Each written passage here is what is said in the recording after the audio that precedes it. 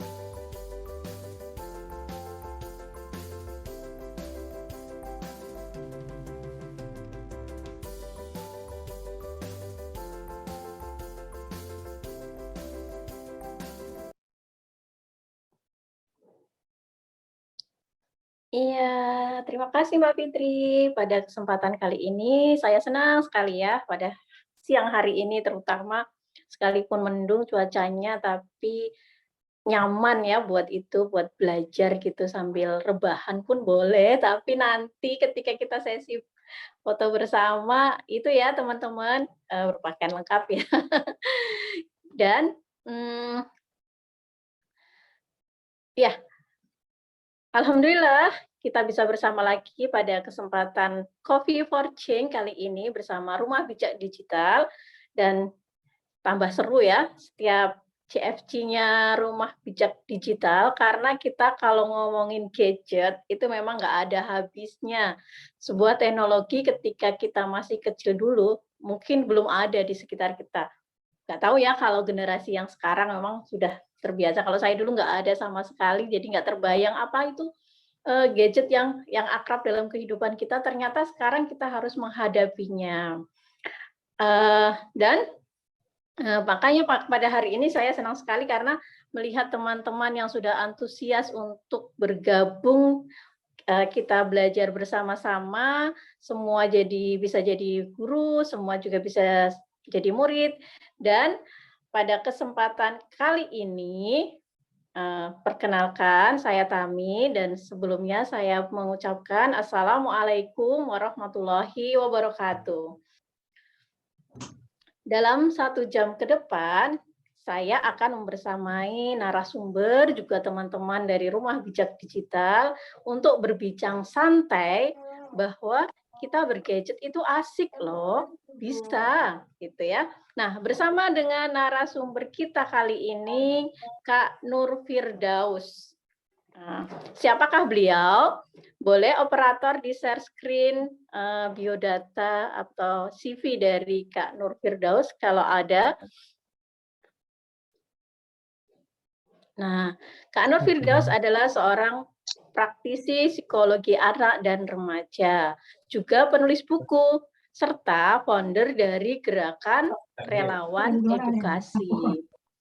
Nah, Kak Nur Firdaus ini juga, oh ya ini ya, juga direktur dari Yayasan Edu Sahabat Indonesia atau YES Indonesia. Wah, banyak ya sudah pengalaman beliau dalam membersamai atau menjadi konselor anak-anak dan remaja, juga menulis beberapa buku ya. Kemudian Kak Daus ini juga sudah menjadi narasumber di berbagai daerah ya, ada 21 provinsi yang beliau sudah datangi dan 50 kota ya, 50 kota karena saya pakai HP jadi saya agak-agak tidak terlihat. Ya, apakah Kak Daus juga sudah sampai Samarinda? Nanti kita kulik lebih jauh ya, dalam acara kali ini. Ya, saya kira cukup, Kakak operator. Ya, langsung aja ya kita panggil narasumber kita pada kesempatan kali ini, Kak Nur Firdaus. Silahkan, operator di spotlight.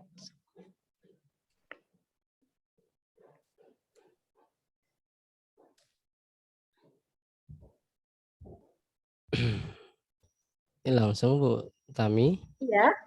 Iya. langsung saja ya. Iya, langsung aja. Tadi sudah udah di itu ya, di apa, Ya, udah dibacain ya. dibahas sedikit. Alhamdulillah Heeh, baca tapi singkat karena heeh. kepanjangan ya Bu Tami ya. Oh ya. Tapi Hmm, sebelum berlanjut Kak, saya mau ya, pengen tahu nih, mungkin teman-teman iya. juga pengen tahu sih tentang itu ya, apa, Yayasan Edu Sahabat Indonesia. Kalau boleh Mm-mm. cerita sedikit nih, yayasan ini tuh apa yang melatar belakangi berdirinya, juga bergerak di bidang apakah yayasan tersebut? Bisa Iya baik. diceritakanlah sedikit. Ya terima kasih Bu Tami. Eh, saya sapa dulu aja ya, boleh ya? Boleh. Ya, Bismillahirrahmanirrahim. Assalamualaikum warahmatullahi wabarakatuh. Alhamdulillah, Allahumma sholli ala sayyidina Muhammad wa ala ali sayyidina Muhammad. Ya, baik, terima kasih ya Bunda Fitri, ya Bunda Tami dan dan semua bunda-bunda dan juga di sini ada remaja-remaja ya atau ada ayahnya yang memang eh, pembelajar-pembelajar semua ya karena siang-siang begini ya biasanya lagi sibuk mau beli apa ini apa ketupat ya udah mau lebaran ya. Oh iya, betul betul. Iya ya, insya Allah semua yang sedang berpuasa Allah mudahkan ya, kemudian doa-doanya Allah ijabah ya. Ya, pertanyaan Bu Tami, terima kasih sudah memberikan saya kesempatan ya. Jadi Yayasan Edu Sahabat ini berdiri sejak tahun 2020 ya. Eh, Sebetulnya saya khususnya dari Yayasan Kita dan Buah Hati ya, dengan belajar dan terlibat dan jadi staf juga di Yayasan Kita dan Buah Hati ya, belajar dengan beliau gitu ya. Nah, saya terakhir di manajer divisi anak dan remaja ya. Kemudian sejak Yayasan Kita dan Buah Hati dinonaktifkan sama Ibu Eli sehingga beliau concern di namanya Rumah Keluarga Risman. Nah, akhirnya kita buatlah namanya Yayasan Edu Sahabat Indonesia. Kami concern di pendidikan seksualitas dan pubertas ya. Kemudian juga di literasi digital. Tujuannya apa? Membangun konsep diri anak remaja Indonesia yang sehat, benar, dan lurus. Ya, apalagi isu-isu LGBT itu tidak ada habis-habisnya ya. Gempuran pornografi juga nggak kalah serunya dan mengkhawatirkannya gitu ya. Kemudian banyak hal lah yang memang kita lihat ternyata gempuran-gempuran itu salah satunya adalah lewat gadget ini ya. Jadi sebetulnya mulanya dari pendidikan seksualitas pubertas ya. Ternyata ketika kami dalami ada satu celah yang itu bisa membuat anak melihat dan mengetahui banyak hal padahal belum usianya. Dulu waktu zaman saya turun tuh belum ada namanya gadgetnya ya, baru internetnya. Nah, butuh effort buat kami untuk mengetahui gitu ya, karena banyak mereka dapat dari media-media cetak atau film gitu ya. Sekarang udah ada gadget, jadi cukup satu genggaman, cukup dengan jari jemari anak-anak gitu ya, dia bisa melihat banyak hal. Nah, sehingga itu mendorong kami untuk perlu juga nih kita bahas tentang gadget. Nah, belakangan ternyata kami menemukan lagi gitu. Karena memang Mhm. basically kami dari riset ya, dari riset lapangan gitu ya. Bukan riset-riset yang akademis lah enggak. Riset lapangan ya, interaksi dengan anak, orang tua ya. Ternyata kami Mhm. menemukan irisan lagi yaitu tentang yang namanya persoalan mental health gitu ya. Mungkin mental health sudah banyak yang sering dengar ya. Tapi bagaimana kami menjahitnya dari pendidikan seksualitas, nah ini menjadi sebuah concern sendiri gitu ya, yang akhirnya kami dari dulu memang tidak mau latah gitu ya. Oh sekarang lagi ramai ini enggak. Di sini aja kami berfokus, ternyata irisan-irisan itu ketemu gitu persoalan anak dan remaja ya. Termasuk juga kemarin kami diundang oleh Rumah Sakit Jiwa Bogor ya. Di Rumah Sakit Jiwa Bogor tuh karena udah 104 tahun usianya, jadi mereka dengan fasilitasnya menjadi rumah Central of Mental Health di Indonesia. Ya, kami termasuk juga diberikan ruang ya, karena memang kami di area preventifnya di anak remajanya ya, makanya kami juga terlibat di sana gitu ya. Makanya salah satunya adalah namanya relasi itu. relawan edukasi ya. Nanti kalau teman-teman dari ibu-ibu profesional biasanya kami mengadakan roadshow nih, roadshow edukasi. Nah, itu yang turun nanti ada relasi ya, ada tim-tim saya ya. Nah, itu nanti bahasan-bahasannya tergantung tema-tema yang kita angkat ya. Pokoknya bicara tentang anak remaja, bicara tentang generasi kita yang digembar-gemborkan 2045 gitu ya. Seperti apa yang usia-usianya usia meletaknya gitu ya, usia-usia kita memanennya. Nah, kami membimbing lah anak-anak remaja biar bisa tumbuh ya, kemudian memanen hasil-hasil yang baik ya. Kira-kira gitu ya, Bunda Tami. Jadi ada keterkaitan ya, Kak, ya antara relasi dengan Yayasan Edu Sahabat Indonesia itu saling Betul, bersinergi gitu ya. betul. Jadi memang Nah, ini Bunda eh, kami bisa menjangkau banyak orang untuk terlibat sebetulnya. Sebetulnya kalau di Edu Sahabat sendiri kami punya tim edukator, fasilitator, konselor gitu ya. Nah, di relasi ini kami membuka ruang yang siapapun bisa terlibat gitu ya. Nanti kami karena kemarin pandemi jadi kita masih membatasi, tapi kalau udah nggak pandemi biasanya itu kami agak luasa tuh melakukan secara offline, keliling ke berbagai tempat gitu ya. Karena memang klien-klien kami banyak sekolah-sekolah menengah ke atas ya.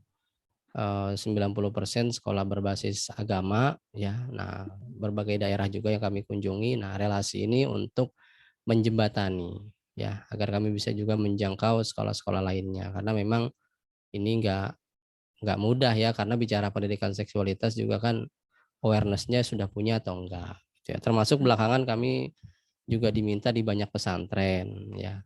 Persoalan-persoalan seperti ini baik di muridnya, pendidiknya, santrinya ya atau di orang tuanya ya. Alhamdulillah pesantren-pesantren sekarang udah pakai komite ya. ya. Kemudian udah ada parentingnya juga ya. Karena biasanya jarang ya pesantren ke situ gitu Tertutup ya. ya dulu ya.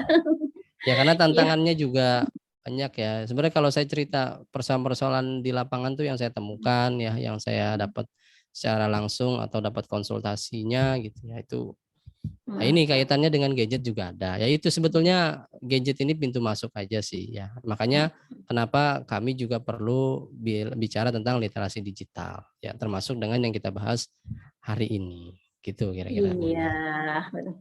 Nah, selain itu ya, selain konselor dan pekerjaan yang terkait dengan psikolog, ternyata Kak Daus ini juga penulis. Nah, ada beberapa buku yang sudah Kakak tulis ya. Nah, yang terbaru adalah Cerdas Bergadget. Nah, khusus yang ini, nanti yang lainnya bisa kita spill di belakang, nanti akan ada ditayangkan beberapa buku dari Kak Daus. Nah, khusus yang ini Kak, boleh dong spill dikit aja tentang buku Cerdas Bergadget ini, kira-kira itu garis besarnya seperti apa? Ya, ini sebetulnya basic saya, basic apa edu sahabat ya itu basicnya sebetulnya edukasi ya.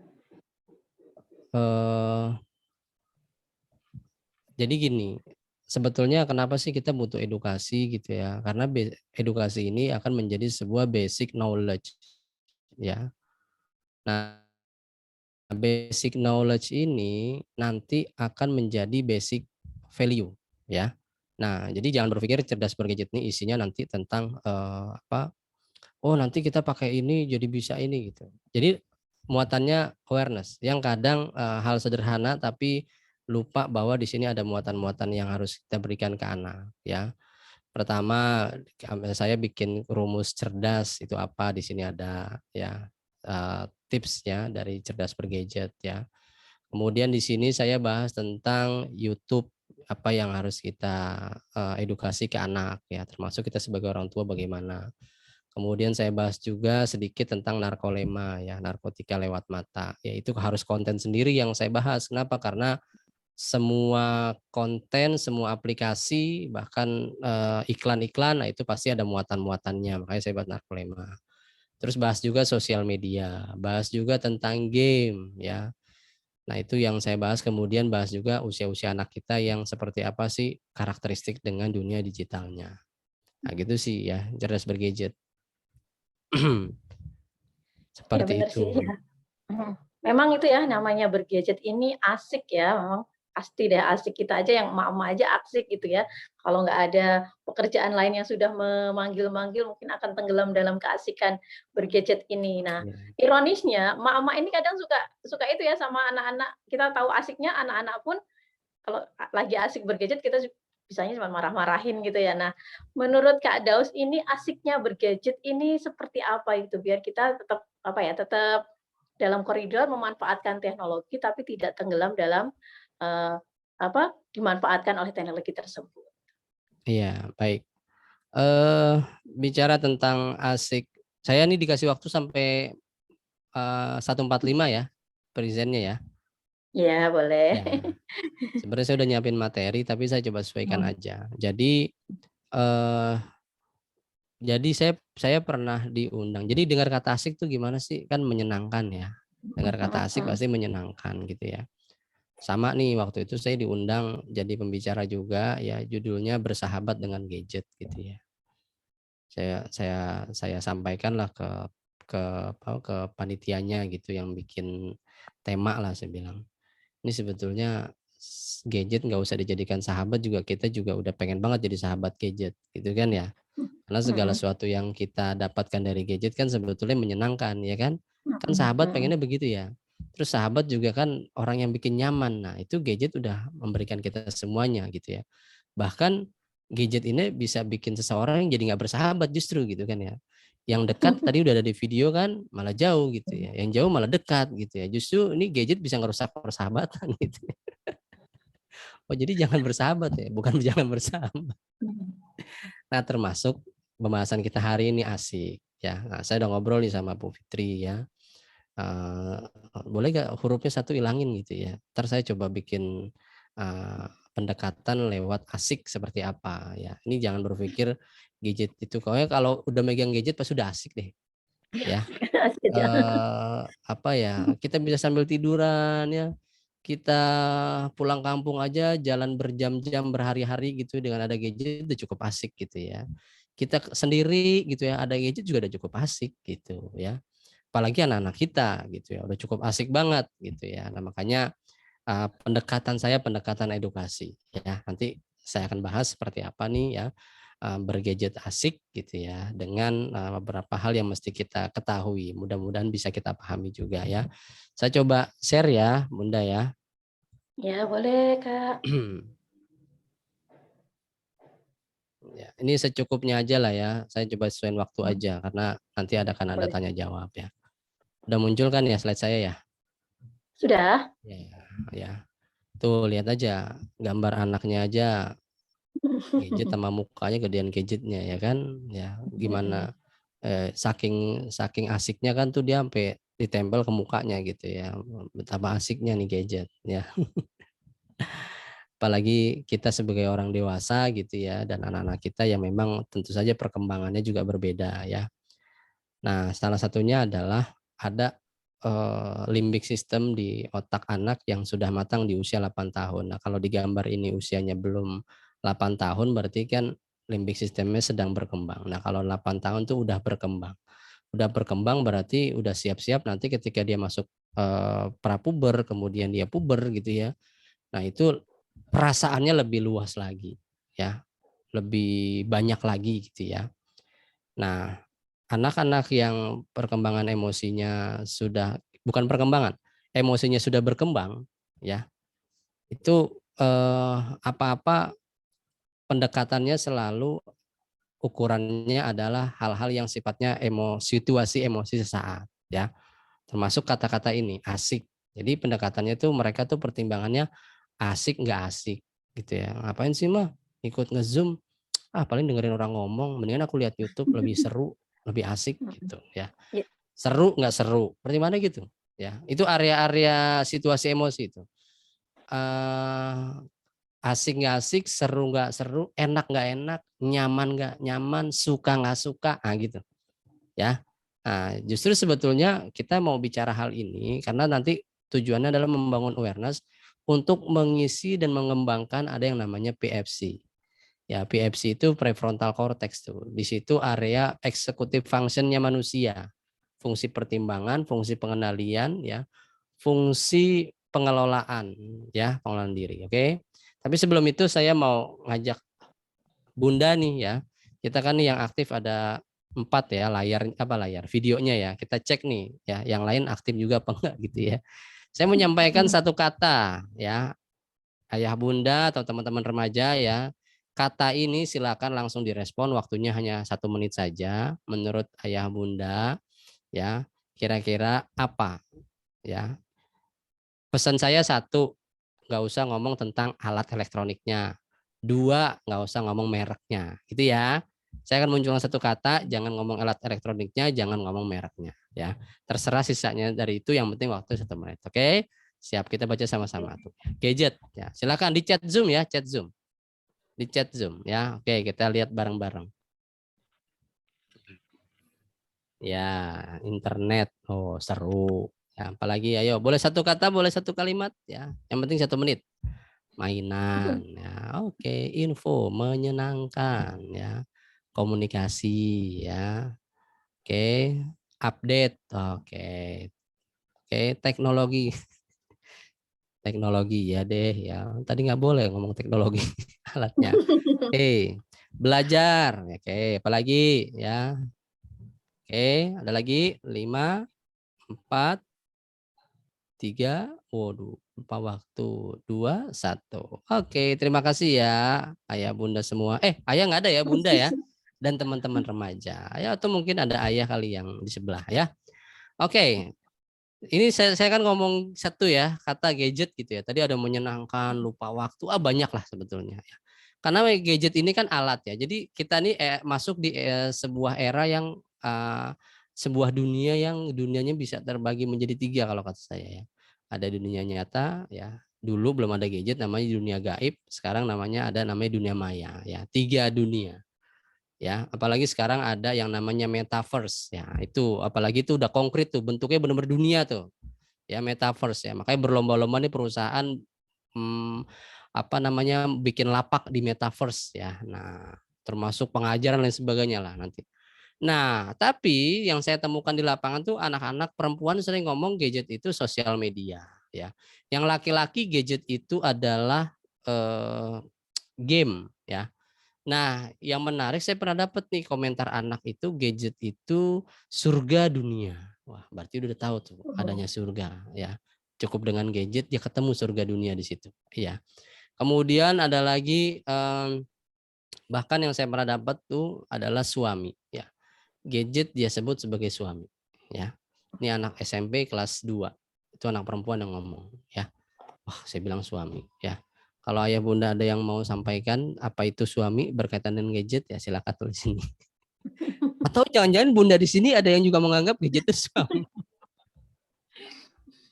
Ya, gadget suami gitu ya. Jangan-jangan di bunda sini juga ada gitu ya, gadget itu suami ya. Nah, Jangan setiap kata sampai yang ya. diungkapkan ya itu sebetulnya berlatar belakang dengan pengetahuan maupun pengalaman ya. Pengalaman ini aktivitas-aktivitas dia menggunakan gadgetnya.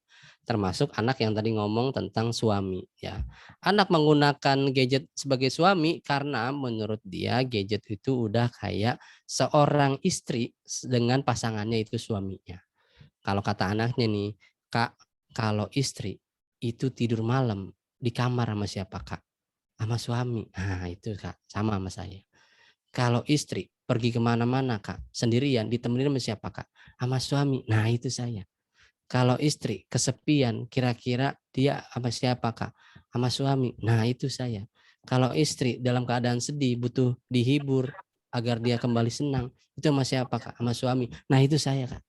Oh, jadi gadget itu udah kayak suami kamu. Iya Kak, karena gadget itu everything buat saya. Ya, termasuk tempat saya curhat, termasuk saya membuka diri, itu ada di gadget saya. Nah, berarti terbayang nih, nanti PR di bunda, habis kegiatan ini temannya ajak ngobrol, anaknya ajak ngobrol, ya. Apa yang muncul dari lisannya tentang gadget itu? Itu berkaitan dengan pengetahuan dan segala pengalaman yang membuat dia interest dengan gadget, ya. Nah, kondisi anak-anak sekarang ya, kondisi psikologis anak zaman now itu ya, anak zaman now itu kalau anak 2010 ke atas itu anak generasi alfa ya. Generasi-generasi yang katanya generasi yang paling cerdas ya. dibanding kita di usia anak-anak ya, termasuk usia ini ya. Kenapa? Kalau kita ditanya waktu itu ya, Presiden Amerika kelima siapa? Bingung kita jawabnya ya. Buka-buka buku, nanya tetangga ya, nanya forum RT RW gitu ya. Saking kita mau tahu satu kata itu. Tapi dengan sekarang cukup dengan googling ketemu kata itu. Jadi betapa anak ini cerdas karena dia dapat pengetahuan yang luar biasa mudahnya. Luasnya gitu ya, tidak terbatas dengan tempat, ruang dan waktu. Nah, tapi di sisi lain ada kondisi psikologis yang mengiringi anak-anak sekarang nih ya. Mereka gampang banget tuh blast, boring, lonely, angry, anxiety, stress, dan tired ya. Ngeliat temennya posting makan enak, dia resah. Ngeliat temennya jalan-jalan kemana, dia resah. Ngeliat temennya bisa hihi rame-rame, dia di rumah nggak punya teman, dia resah. Ya, ini kondisi anak. Nah, ini erat kaitannya dengan mungkin bunda-bunda profesional udah lebih tahu tentang yang namanya generasi strawberry. Ya kan? Nah, salah satunya adalah generasi-generasi yang gadget minded, gadget oriented. Ya. Kalau butuh apa, tinggal buka gadget. Ya. Kalau lagi gimana, ya tinggal cek di gadget. Ya, jadi di kepala mereka tuh gadget. Ya. Nah, termasuk kondisi psikologis anak-anak generasi ini ya, mereka sangat rentan dengan situasi psikologis dengan apa yang mereka lihat di gadget, ya. Termasuk dalam mengekspresikan sesuatu di gadget, ya. Nah, itu mereka cari keluar dan obat gampangnya adalah gadget, ya. Nah, ini kondisi-kondisi blast ini ya.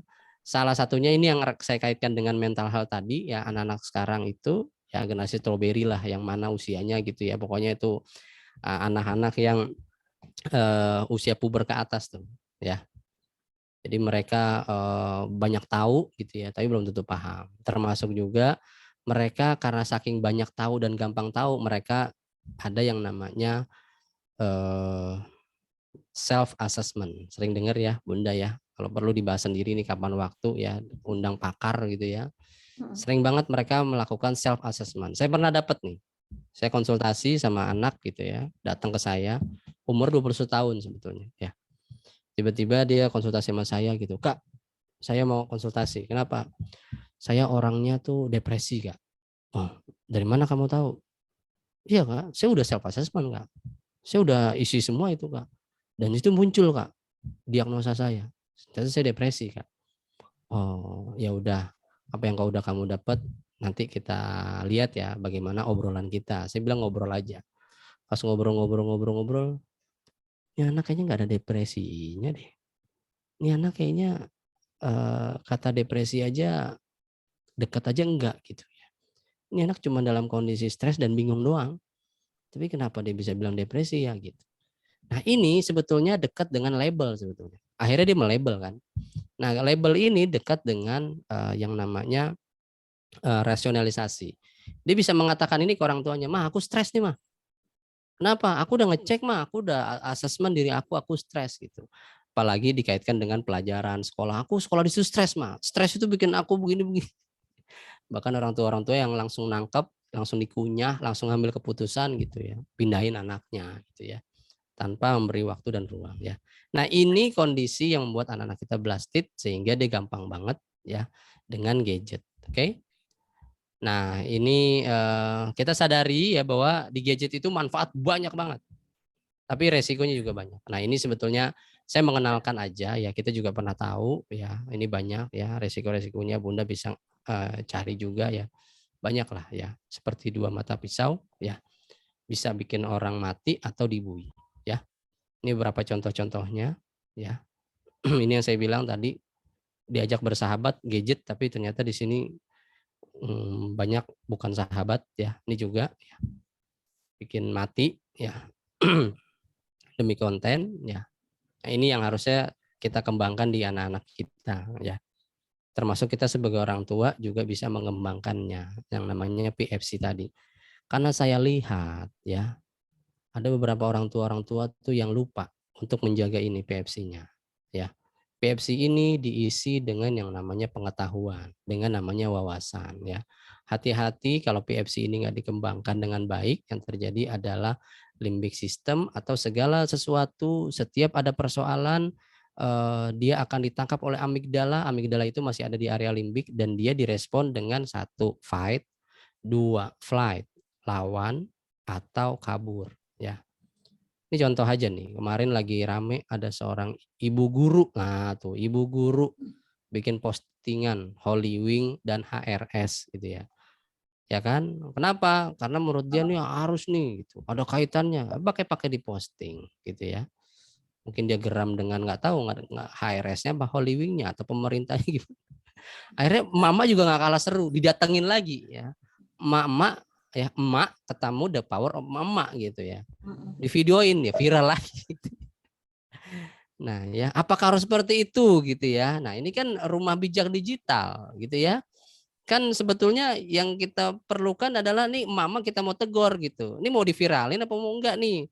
Nggak usah viralin, ya udah datang bareng-bareng tuh, handphone semua nggak ada yang usah dikeluarin, kantongin semua. Ya udah datang baik-baik. Kalau itu masih saudara kita seagama ya, uang Islamnya dijaga, ngomong baik-baik. Ya, apalagi mama ya. Ibu tuh tahu gak? Kita tuh datang karena kita nggak suka bukan nama Holy Wing-nya, tapi Rasulullah loh Bu. Gitu. Emosional itu kan sebenarnya datang kan untuk mengingatkan ya, berarti kan ini dakwah nih ya. Gitu. Nah gitu juga caranya jadi emosional, pakai di videoin, lalu diviralin lah. Nggak bisa seperti itu juga ya, apalagi ini kita ngomong bijak ya. Jadi bicara tentang mengisi PFC kita salah satunya adalah dengan pengetahuan. Tujuannya untuk apa? Memahami ya. Ini tadi ya fungsi-fungsinya ya. Yang sebetulnya ini berkembang pesat di usia-usia mulai anak kita remaja. Anak-anak kita saat remaja itu sebetulnya mereka berkembang secara fisik, berkembang secara perasaan, berkembang secara emosional ya, termasuk yang lain-lainnya dan termasuk ini PFC ya. Kita lupa nih harus mengisi hal ini dengan pengetahuan dan wawasannya ya. Oke. Nah, bergadget itu harus, nah, ini baru ya jurus asiknya. Ini Bunda nanti saya agak cepet nih karena durasi waktu saya ya. Satu, bergadget itu A-nya itu harus aman. Ya. Apa itu? Oke, ya. Ini nanti Bunda juga bayangkan bahwa ini ngomong ke anaknya ya. Jadi gadget itu udah kayak pisau ya. Kita sering dengar ini ya. Gadget itu udah kayak pisau, gadget itu kalau dibawa gini, pisau itu adanya di mana? Ya, di dapur. Oke. Pisau itu kalau malam-malam boleh dibawa kamar nggak? Pisau itu kalau pergi kemana-mana harus dibawa nggak? Pisau itu kemana-mana bisa nggak kita katakan demi menjaga diri, gitu ya. Dan sesungguhnya gadget itu bisa memberi manfaat seperti halnya pisau, bisa juga melukai. Berarti gadget ini sifatnya sebetulnya netral, tergantung penggunanya. Ya, apalagi kita sering dengar namanya smartphone ya. Apakah kita sudah menyiapkan anak-anak kita, remaja kita untuk menggunakan dengan smart? Makanya pendekatan yang pertama saya bilang adalah aman. Oke. Nah, ini dampak-dampak di fisiknya, nyeri jari tangan, tulang belakang, gangguan sama mata. Ya, oke. Nah, mungkin ini yang ada yang mungkin udah tahu tapi ada yang belum tahu, yaitu persoalan mata ada namanya sinar biru. Kalau malam seperti ini kondisinya di dalam selimut ya. Kalau kita ngelihat sekilas mungkin anak kita malam-malam bercahaya ya karena mungkin banyak perbuatan baik yang dilakukan ya. Karena mungkin dia rajin sedekah gitu ya. Karena mungkin dia anaknya senyum gitu ya. Jadi kita bercahaya ya Allah. Nur ala nur gitu. Cahaya di atas saya. Kok cahaya cuma ngumpul di muka anak saya gitu. Coba dibuka selimutnya gitu ya. Bisa terjadi kayak gini ya. Nah itu anak-anak kita yang sedang tumbuh bisa punya persoalan yang namanya hormon melatonin, yaitu hormon pertumbuhan. Nah, pertumbuhannya bisa nggak optimal nih kalau anak kita sering begadang. Karena hormon ini bekerjanya dari jam 9 malam sampai jam 2 dalam orang dalam keadaan nyenyak. Ya. Anak kita tidur jam berapa nih? Termasuk karena faktor sinar biru ini anak kita begadang bisa punya persoalan akademis juga. Ya. Oke. Kemudian bicara yang berkaitan dengan aman tadi. Apakah kamu atau anak-anak kita benar-benar kenal dengan orang di sosial medianya? Ya, aku kenal kok mah, aku kenal kok pak gitu ya. Kalau ilustrasi gini, Kalau kita punya anak, kalau anak kita ke depan rumah kita, terus dia tiba-tiba main dengan orang dewasa, itu kan berarti kita jadi curiga. Ya, sampai kita bilang sama anak kita, kamu kenal dia? Kenal, namanya siapa sih ini? Siapa dia?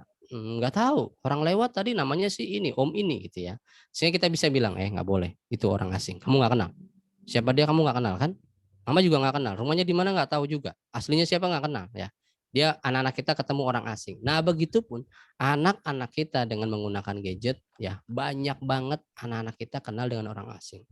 Kalau dalam perkembangannya nih ayah bunda, sebetulnya anak-anak kita kenal dengan orang asing ya, dengan orang banyak itu sebetulnya usia-usia udah remaja. Kenapa? Dia sudah PFC-nya mulai berkembang. Bisa mengenali mana yang bukan lagi mana boleh mana enggak, tapi dia mengenali yang namanya faktor resiko. Ya, bisa diajak berpikir kritis, bisa diajak menganalisa. Tapi anak-anak kita yang usianya di bawah itu enggak. Nah, tapi dengan dia menggunakan gadget, dia akan ketemu dengan banyak banget orang asing. Ya, contoh di YouTube ya. YouTube itu sebetulnya ada orang asing di situ. Kontennya cukup muat buat anak kita apa enggak? Yang kedua, di YouTube ini ada orang yang berkomentar, ya, ada iklan dan sebagainya. Makanya anak-anak usia di bawah 5 tahun ya salah satunya adalah untuk dijaga dari gadget ya. Idealnya. Tapi kalau nggak ideal 2 tahun udah dikasih tentu saja dengan yang namanya batasan-batasan yang sangat ketat ya. Oke. Kemudian ini juga ya, aman itu menjaga aurat dan jaga aib. Udah kita ingetin belum nih anak kita? Ya, video call nggak di kamar ya. Kalau ngezoom iyalah dalam yang penting satu spot ya. Karena gini, biasanya anak-anak kita itu apalagi usia remaja itu termasuk kita kadang orang dewasa ya, suka kepo, kayak gimana sih dalam kamarnya gitu ya. Nah, berarti anak-anak kita juga jauhkan dari selfie-selfie yang macam-macam kayak gini. Kita kenalkan yang namanya aurat. Ya, termasuk aib. Ya, aib itu berarti bukan cuma aurat ya dari sisi fisik ya, tapi aib-aib lain yang tadi saya katakan anak sekarang itu gadget oriented, apa yang dia rasakan, apa yang ingin dia ekspresikan dituang aja di situ. Ya, kemarin juga ya kita dengar yang lagi viral itu layangan putus gitu ya. Itu sebenarnya aib. Ya, kalaupun itu bernilai uang menjadi sebuah ketenaran, ya balik lagi basic knowledge agamanya gimana? Itu aib sebetulnya, ya. Kemudian belum lagi saya berbully, ya. Nah, ini beberapa hal aja ya yang bisa kita ajarkan ke anak kita, ya. Moving toward, sampaikan, ceritakan, ya. Abaikan. Nah, ini juga nih termasuk anak-anak kita yang menjadi korban hate speech, ya. Anak-anak kita kan suka berekspresi berlebihan ya, dia bisa tungtang-tangtung tuh di gadget. Nggak usah anak-anak kita juga orang dewasa juga kadang berbalas-balas di gadget gitu ya, di grup gitu ya, enggak sehat ya. Ini aja yang kita lakukan ya, karena banyak hal yang bisa kita lakukan gitu ya kalau kita terjebak dengan situasi itu dan terus ibaratnya berbalas-balas seperti itu enggak selesai-selesai ya. Oke, yang kedua ya, saya agak percepat ya. Yang kedua adalah sehat ya. Apa itu sehat? Nah, ini ya. Ini ada namanya makanan, nasi ya. Ini asupan tubuh. Nasi masuk ke asupan tubuh ya. Sebanyak-banyaknya, sesuka-sukanya kita makan makanan ya, baik itu makanan pokok ataupun cemilan dan sebagainya ya. Kalau masuk ke tubuh ya, itu ada batasannya. Batasannya yaitu perut. Kita suka banget bakso ya, digratisin, ditraktir ya, paling banyak 3 mangkok. Habis itu udah nggak kuat ya. Tapi kalau gadget itu asupan informasi. Informasi itu apa aja termasuk konten, termasuk yang anak kita suka dan itu asupan otak. Kenapa? Karena di otak itu ada 1 miliar sel otak ya yang terus sambung menyambung dengan informasi-informasi yang baru ya. Semakin diasah juga sambung menyambung ya. Nah, sehingga ya ini yang membuat asupan otak ini unlimited. Ya, terus masuk. Makanya anak-anak yang kecanduan game gitu ya, yang nggak ada puas-puasnya ya. Kalau bunda kasih uang jajan anak 100.000, pesannya hanya untuk sesuatu yang dia makan, dia minum, ya sebanyak-banyaknya setengah dari itu dia bisa udah cukup kenyang gitu. Tapi 100.000 dengan dia mau main ini, dia mau lihat ini gitu ya, nggak ada habisnya dan terus kurang ya. Makanya konten gadget itu sama aja asupan makan. Yang satu adalah makanan, yang satu adalah informasi ya. Tapi sayangnya di otak itu unlimited ya, makanya bisa nomopebia. Berlebihan ya, ketergantungan, bisa kecanduan ya. Ini kalau game ya. Bahkan asupan ini bisa berlebihan sehingga bisa merubah perilaku anak-anak kita ya. Meninggalkan mandinya ya, meninggalkan makannya, meninggalkan istirahatnya ya. Itu kaitannya dengan pertumbuhan fisik, kesehatan. Nggak mandi ya, bisa lari ke kesehatan ya, kesegaran tubuhnya ya. Kemudian nggak makan, bisa persoalan pertumbuhannya ya. Nggak istirahat juga persoalan kesehatannya, kurang istirahat, termasuk ke daya konsentrasinya ya. Nah, kalau yang sebelah kanan ya, itu erat kaitannya dengan perkembangan anak kita ya. Perkembangan spiritualitasnya jadi bermasalah, bahkan cenderung dia tinggalkan, malas ibadah. Perkembangan akademisnya malas belajar. Perkembangan sosialisasinya, aduh Masya Allah, anak-anak sekarang nih ayah bunda ya, banyak banget punya persoalan-persoalan ini yang saya temukan di lapangan ya. Anak usia remaja sesungguhnya mereka punya kebutuhan untuk bersosialisasi, berteman, membentuk peer group gitu ya. Tapi dia merasa udah cukup tuh dengan dia main game gitu. Sebetulnya bukan masalah dia punya banyak temennya, enggak. Tapi persoalan kemampuan sosialisasinya. Di dalam proses kemampuan sosialisasi itu ada menyampaikan pendapat, ya. Ada menyampaikan perbedaan situasi beda pendapat. Ada situasi penolakan, ada negosiasi, gitu ya. Itu semuanya kemampuan-kemampuan komunikasi, termasuk ada yang namanya perkembangan emosi. Nah, perkembangan emosi itu dikaitkan dengan perkembangan sosial emosi. Bagaimana ketika dia bersosialisasi ya, sehingga dia ketemu tuh dengan teman-teman yang nggak ngenakin, teman-teman yang suka nyinyir. Nah, bagaimana tuh ya mengkondisikan emosinya sehingga ini jadi mematangkan emosinya. Termasuk ketika dia dalam situasi jalan bareng lain sebagainya, ada hal-hal yang berbeda pendapat, ada beda kondisi, termasuk kemurahan hati semuanya di sini ya. Anak-anak sekarang itu punya persoalan dengan hal ini, makanya ketika dia berkembang punya persoalan yang namanya emosinya berpengaruh ya, kemampuan sosialisasinya. Padahal kesuksesan anak itu nggak cuma persoalan IQ-nya ya, tapi juga EQ-nya, emotional quotient-nya, termasuk juga spiritual quotient-nya ya, SQ-nya. Makanya ada istilah ESQ ya. Nah, yang tadinya malas bisa yang namanya tidak mau sama sekali ya. Oke. Nah, ini rating game juga ya, termasuk berarti ini ada konten nih yang anak-anak kita mesti tahu. Ini rating-rating ini sebenarnya dalamnya ada konten-konten tuh Bapak Ibu bisa lihat sendiri ya. Ini berarti kalau penggunaannya nggak sesuai dengan rating berarti nggak sehat buat anak kita ya. Karena sehat itu kita nggak hanya bicara fisik. Kemarin saya ikut diingatkan tuh sama seorang dokter ya, sehat itu makanya kalau dalam Islam itu ada sehat wal afiat. Kalau sehat itu larinya ke fisik, afiat itu larinya ke mental. Ya, ini ayah bunda lihat aja tuh, ada konten-konten yang bisa merusak mental-mental anak kita, merusak berpikirnya. Tadi ya PFC lagi berkembangnya, tapi diisi dengan game yang sangat menyenangkan. Di game itu isinya cuma kesenangan gitu ya, kata-kata kasar gitu ya. Ada sih yang naik level bikin dia ini ya, tapi banyak yang tergerus ya. Oke, jadi makanya ini kita juga mesti tahu mana yang sehat. Salah satunya adalah kita mesti tahu nih agar tetap bisa sehat yaitu mengenalkan tentang yang namanya batasan ya. Jadi nggak kebablasan nih penggunaannya ya. Ini gambar ini sebetulnya kalau di anak itu kita bisa ilustrasikan. Kalau orang di jalan itu ya kanan kirinya tebing, kemudian jurang ya, kemudian padahal orang kan udah bawa motor, orang udah bawa mobil. Berarti kan udah tahu tuh gimana caranya dia bawa motor, bawa mobil aman. Tapi kan tetap harus dijaga lewat yang namanya pagar pembatas untuk membatasi. Nah, gadget itu penggunanya luar biasa. Bagaimana. Tapi perlu ada batasan. Nah, batasannya kita bisa lakukan dengan yang namanya edukasi tadi. Ya. Nah, ini ada kita bisa sampaikan ke anak kita gitu ya, tentang yang namanya 4I. Nah, ya. Apa aja? Durasi, lokasi, situasi, kondisi. Ya. Durasi penggunaannya berapa lama ya, maksimal ya buat anak-anak kita 2 jam dengan jangka waktu yang kita batasi per 10 atau 15 menit ya.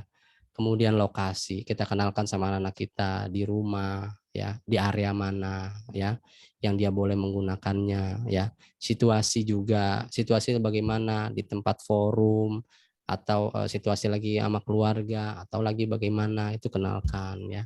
Termasuk kondisi itu ya. Agar kita bisa batasi-batasi tadi, dikit-dikit nggak begini, dikit-dikit nggak begitu, karena anak-anak kita itu gadget minded, gadget oriented ya. Termasuk kondisi itu usia ya, dengan usianya konten apa, terus durasi berapa lama ya, itu juga harus kita ajarkan sama anak kita ya. Baik, itu saja. Kalau memang nanti kita bisa diskusi, kita diskusi ya. Itu baru AS ya, aman sama sehat ya. IK-nya apa? Ini sebenarnya ya Bunda bisa kembangkan lagi, cari lagi. I-nya itu adalah inspiratif, K-nya itu adalah kreatif ya. Jadi ajarkan anak tentang yang namanya bergadget asik itu yang aman, yang sehat, yang inspiratif, yang kreatif. Wallahu a'lam bishawab. Assalamualaikum warahmatullahi wabarakatuh. Iya, tadi baru itu ya, baru aman dan sehat aja kita udah banyak-banyak menahan napas ini Kak. Ternyata memberi gadget ke anak itu memang harus benar-benar dipertimbangkan, dipikir dan harus terpenuhi ya aman dan sehatnya tersebut. Nah, ini ada yang sudah raise hand ya. Ini Mbak Pauli Tender. Ya, jadi teman-teman boleh ya langsung bertanya. Untuk sesi pertama ini tiga penanya dulu. Kalau waktunya masih mencukupi nanti akan kita lanjut. Dan silahkan Mbak di unmute Mbak Pauli. Silahkan. Iya, terima kasih. Assalamualaikum warahmatullahi wabarakatuh. Waalaikumsalam warahmatullahi wabarakatuh. Kak Daud, terima kasih banyak. Semalam kami ada buat pertemuan ya, acara seperti ini dengan Dokter Inong ya. Jadi nama Kak Daud disebut-sebut sama Dokter Inong gitu. Masya Allah. Kenapa nih saya diomong-omongin? Karena gini Kak Daud, karena kemarin kami kan di tim kami itu membicarakan tentang fitrah seksualitas ya. Jadi memang salah satu apa namanya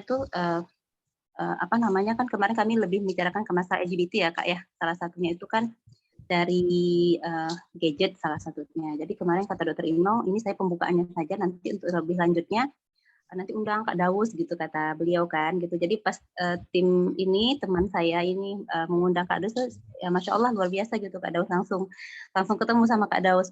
Kak Daus ingin bertanya nih Kak Daus, memang kan bagi ibu pekerja ya suatu tantangan gitu ya untuk melakukan 4I tadi itu Kak Daus, karena kebablasan gitu Kak Daus. Mungkin mohon ininya Kak Daus ya, nasihat kepada saya pribadi sebagai orang tua yang ibu pekerja gitu Kak Daus, yang kadang di bagian pelayanan Kak Daus kadang pergi pagi, pulangnya juga pergi pagi jam 8, pulang jam 8 malam gitu. Kadang-kadang sudah dapat perjanjian sama anak jam segini, iya tapi tidak dilakukan gitu. Mungkin nasihat untuk orang tua saya seperti saya gimana tuh Kak Daus? Terima kasih untuk mencegah jangan ada permasalahan di fitrah seksualitasnya. Terima kasih Kak Daus. Usia berapa Bunda Holly? Usia anak saya laki-laki 2 Kak Daus, usia 12 sama 9 tahun Kak Daus. Yang punya gadget sendiri yang mana? Belum punya gadget, cuman di rumah itu TV Kak Daus, kadang ada wifi-nya kan gitu. Jadi kadang-kadang kebablasan itu waktunya. Memang janjinya 2 jam gitu, tapi tanpa sepengetahuan kita kadang lebih gitu Kak Daus. Ya. Sebenarnya gampang aja Bunda. Kan kita bicara alat ya. Jadi wifi-nya diputus, TV-nya gimana caranya dia rusak, atau kita bawa aja ke panti asuhan gitu ya. Jadi jangan ada TV ya Kak Daus. Bunda, itu yang di belakang Bunda itu sama yang di rumah saya. Jadi di rumah saya itu ada 3 rak buku anak. Kayak mirip Bunda gitulah ya. Buku-bukunya banyak ya. Buku-buku paket-paketnya juga banyak Bun gitu. Jadi sebetulnya di rumah saya itu WiFi ada ya, tapi kita batasi. Tapi kan kebutuhan kerja ya sama sekolah kemarin. Kalau TV nggak ada. Ya, jadi sebetulnya gampang tuh Bun. Kenapa saya ngomong dari alatnya ya? Saya sebenarnya mau balik lagi, tujuannya apa sih ada TV untuk hibur anak gitu ya.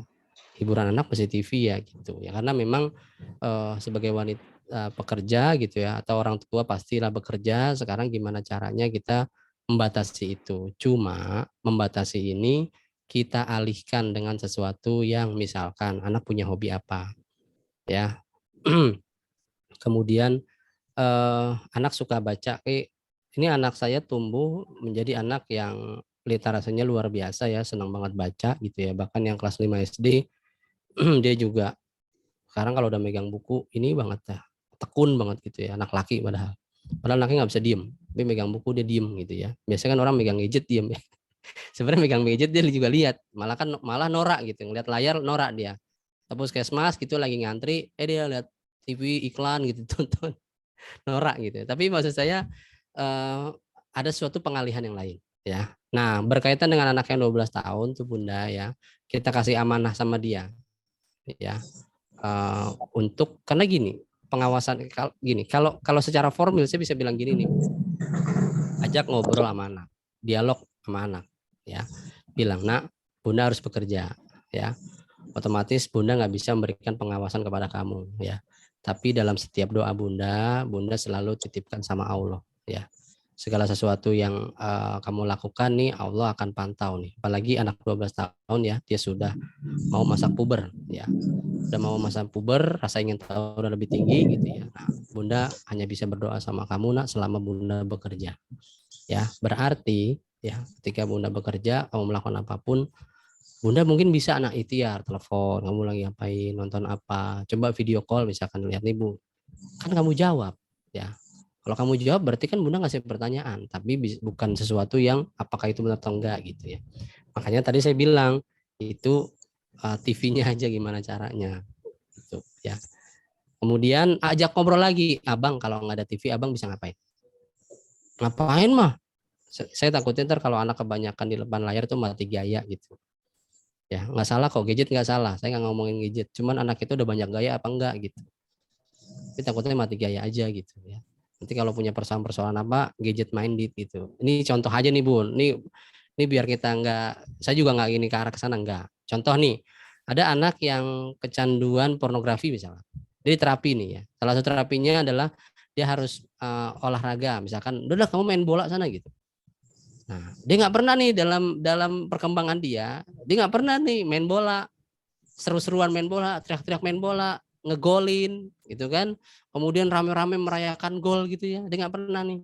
Terus disuruh main bola. Nah, di apa namanya, di wiring dia, di otak dia yang seru tuh pokoknya cuma main game atau lihat pornografi, udah selesai gitu. Nah, itu yang saya bilang tadi mati gaya. Udah ngapain kan nak gitu. Nah, makanya Bun tadi diajak diskusi aja. Nah, kalau nggak ada TV apa, coba pikirin nih. Apa mah? Nah, kalau udah nanya apa mah, hati-hati tuh ya.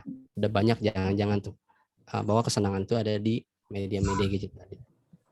Itu sih Bun ya. Kemudian kasih waktu-waktu tertentu ya aktivitas di luarnya. Ini umum lah, sepertinya umum lah yang sering saya ini kan.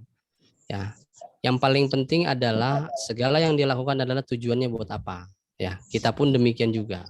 Ngasih TV tujuannya buat apa? Ya, ngebuka waktu anak untuk buka gadget tujuannya buat apa? Ya. Khawatirnya karena kita nggak mulai dari situ, ya kasih gitu jadinya. Itu sih Bunda. Daus, untuk mengetahui anak itu masuk kelas atau tidak itu ada asesmennya atau kita bisa melihat gitu? Asesmen kalau di asesmen ini lagi ya apa jadi self assessment tadi. Gini aja Bun, ya kalau anak udah bosen aku di rumah, nah itu dia. Itu tuh ciri yang paling gampang. Bosen aku di rumah, nah, ya karena anak-anak kayak jadi yang tadi saya bilang apalagi anak laki itu nggak boleh mati gaya loh. Dia harus nggak ada ini dia harus ngapain, nggak ada ini dia harus ngapain. Pinjam HP dong, mau ngapain? Aku mau lihat tutorial benerin mobilan. Aku mau lihat. Nah itu tuh. Itu yang positif gadgetnya tuh. Ya, aku mau lihat dong, mau cerita ini, mau ngapain? Nanti aku mau bikin komik. Nah itu tuh yang ngamati gaya. Ya. Nah jadi kalau misalkan dia bilang bosen ya aku, ajak ngobrol aja. Adek bosen kenapa dek? Ya, adek bosen seperti apa? Ya HP aku diambil. Oh, kalau ada HP, adek merasa apa? Ya seneng. Oh, oke. Emang senangnya adek bisa melakukan apa dengan gadget yang nanti bunda kasih? Aku bisa main game mah. Oh, nanti kalau mau main game, terus bunda ambil lagi HP-nya, kamu merasa apa lagi? Ya bosan lagi aku mah gitu. Nah, itu sih gampang ya bang. Ya, kalau dia udah bilang bosan, nah hati-hati nih. Ini kalau udah remaja nih lagi nih. Ada beberapa orang tua tuh yang nanya sama saya, Kak gimana ya Kak? Anak tuh sering ngomong bosan sama orang tua, terus dia nuntut orang tua biar nggak bosan di rumah gimana caranya. Nah kalau kayak gitu kita balikin lagi sama anak gitu. Jangan kita yang mikirin. Ntar kalau kita yang mikirin jadi capek hidup kita, apalagi bicara ngilangin bosan tuh ntar, oh anak perlu jalan-jalan nih. Oh ini kita tanya sama dia. Ketika kita bertanya, nah kita sedang melatih dia untuk berpikir, mencari jalan keluar. Jadi bukan jadi anak yang terserah. Bosan nih mah, jadi mau gimana? Ini mau kemana? Wah enak banget tuh kalau mau kemana jadinya. Wah enak banget tuh kalau pertanyaannya gitu anak langsung. Ya udah jalan-jalan lah kan pertanyaannya kemana gitu. Jadi mau gimana kalau kamu bosan gitu. Ya bun ya kata-katanya adalah bosan nih aku di rumah gampang gitu. Kalau bunda mencermati lagi berarti dari bahasa tubuhnya ya gitu. Wallahu a'lam bishawab. Terima kasih bunda. Oke, terima kasih Kak Daus. Jadi tahu jawabannya ternyata memang emaknya waktunya kurang untuk anaknya Kak Daus. Nah itu bun ya. Ingat kata Waktunya. Ya itu bun sebetulnya bisa mengaksikan tuh dari buku yang ada di belakang bunda itu sebenarnya anak 12 tahun bisa dikasih challenge. Nah kamu buka buku nomor segini ini, oke, coba deh kamu bantu bunda untuk misalkan bikin apa, macam-macam bun sebenarnya bisa kita gali optimalkan dengan kita sebagai fasilitator anak. Ya. Makanya manajemen waktu lagi nih Kak Daus. Makasih Kak Daus. Ya sama-sama bunda. Assalamualaikum. Assalamualaikum warahmatullahi wabarakatuh. Saya jadi tersenyum nih karena tadi dialog yang Kak Daus contohkan tuh persis yang terjadi di rumah. Jadi ketika HP-nya udah habis waktu dibatasin, kemudian aduh galau nih, aduh gabut nih gitu. Anak saya juga 12 tahun. Jadi seperti itu sih memang. Dan kadang kita tanya maunya apa, main dong gitu, main ya maunya main game lagi karena memang asik gitu ya mereka main gamenya. Jadi harus kita pintar-pintar dialog ke anak seperti itu. Nah ini ada lagi nih Kak Daus yang mau bertanya nih, Bunda Fitri, silahkan. Boleh ya Mbak Tami ya, aku tanya. Iya. Sebenarnya ini mau curhat Kak Daus. Ya sama-sama bunda. Tadi kan kalau misalnya anak itu bosan di rumah gitu ya, ya sama lah kendalanya. Anak saya pun begitu, yang remaja, yang 13 dan 14 tahun itu sering bilang bosan di rumah gitu. Ya udah main keluar gitu. Jadi saya memang open gitu sejak masih agak pandemi juga udah main aja di luar dengan pembatasan tertentu gitu ya. Nah kendalanya itu sekarang yang terjadi adalah ketika keluar rumah nggak ada teman-teman yang di luar. Jadi anak-anak saya tuh pernah datangin rumah teman-temannya satu-satu gitu, main yuk, main bola yuk, yang satu laki-laki gitu, yang satu perempuan. Jadi main yuk, main, tapi yang terjadi ada nggak usah main tuh, balik aja ke rumah, kita mabar aja gitu. Jadi bingung gitu, dia balik ke rumah lagi, bunda nggak ada temennya di luar, pada ngajaknya malah main game gitu kan. Jadi ya itu salah satu tantangan saya ya di apa sih yang saya hadapi di sekitar sini gitu. Saya ajak misalnya teman-teman anak-anak teman saya gitu main keluar, tapi yang terjadi mereka nggak ada temennya gitu. Itu salah satu. Terus pertanyaan kedua adalah usia berapa anak-anak sudah bisa bermedia sosial gitu. Anak yang perempuan, anak saya yang perempuan benar banget tadinya kalau yang Kak yang perempuan bilang gadget itu sosial media. Anak saya yang perempuan itu 13 tahun, dia sudah minta, bunda kapan sih aku boleh bikin akun sosmed gitu ya, akun IG atau akun sosmed lainnya gitu ya. Sempat ada dialog gitu, untuk apa segala macam. Dan jawaban dia mentoknya itu adalah karena teman-temannya pakai juga gitu. Aku mau juga karena teman-temanku kan juga pakai. Lalu pertanyaan yang kali ini, kenapa kok teman-teman aku boleh, kenapa aku nggak boleh gitu? Ya udah boleh pakai akun misalnya emailnya email bunda, jadi udah tahu gitu ya. emailnya pakai email Bunda, kan bisa tuh akunnya nggak bisa bikin akun 2 katanya gitu. Jadi ya yang seperti itu tuh. Gimana tuh Kak? Terima kasih Kak Daus. Ya, sama-sama ya. Jadi yang pertama pertanyaannya tadi berkaitan anak mau main, kita temennya pada asik sama gadget ya. Jadi Ya, yang betul, pertama Bunda Fitri lakukan adalah ngajak orang tua mereka, khususnya ibu-ibu mereka untuk masuk menjadi komunitas yang sama dengan Bunda Fitri. Biar frame berpikir mindsetnya sama gitu ya. Jadi kampanyenya enak nanti Bunda Fitri. Kampanyenya tuh gini misalkan, Mama kita bikin ini yuk gerakan sama anak-anak kita sore itu buat anak-anak beraktivitas di luar rumah. Oh gitu, iya. Pokoknya dari jam 3 sampai jam 5 atau dari habis asar sampai mau maghrib 5:30. No gadget. Oh ya udah sepakat. Nah enak tuh Bun. Gitu ya. Oke. Nah berarti itu bisa kita lakukan ya. Karena emang ini fakta betul bahwa kalau misalkan anak kita udah kita arahkan kebutuhan bermainnya ternyata ada yang nggak bisa seperti itu ya. Ya ini agak-agak sulit Bun ya. Paling kita memberikan kebutuhan bermainnya ya atau nggak mati gayanya itu aktivitas di rumah ya. Apakah itu ayahnya terlibat, bundanya terlibat atau kakak sama adiknya gitu ya, bikin kegiatan yang seru bareng-bareng gitu ya. Artinya nih jadi kayak no gadget gitu ya Bun ya. Kemudian bilang sama anak kita juga jangan berkecil hati ketika temannya di luar sibuk bermain, dianya nggak bisa bermain malah diajak main game gitu ya, nggak usah berkecil hati. Itu sebetulnya bagian dari kita memberikan kesempatan mengajarkan anak-anak. Menurut kamu gimana caranya biar teman kamu tertarik main sama kamu? Jadi itu Bun kayak ngajak simulasi.